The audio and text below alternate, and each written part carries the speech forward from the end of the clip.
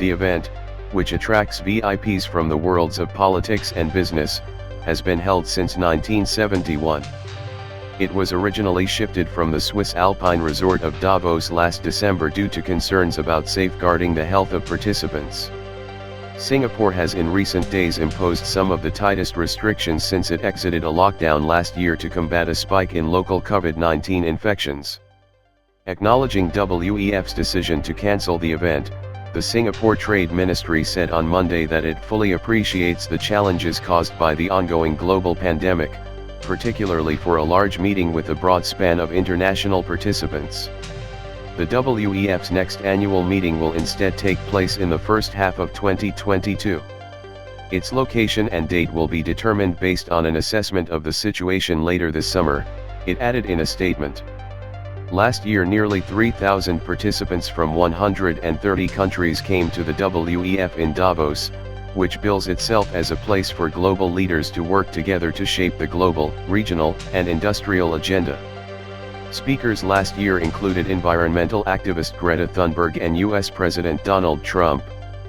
Founder and executive chairman Klaus Schwab said the decision to cancel had been difficult, particularly as many people wanted to come together not just virtually but in person, and to contribute to a more resilient, more inclusive, and more sustainable world. But ultimately the health and safety of everyone concerned is our highest priority, he said. No Davos in Asia this year. After twice postponing its summit of world leaders in Singapore, the World Economic Forum canceled its 2021 annual meeting altogether on Monday. The Swiss-based organization blamed the cancellation on the pandemic, pointing to the uncertain travel outlook, the varying speeds of vaccination rollout, and what it called tragic circumstances unfolding across geographies. Every year, a who's who of the global elite, government leaders, CEOs, celebrities, and the heads of civil society converge in the Swiss Alps to discuss economic, environmental, social, and technological issues.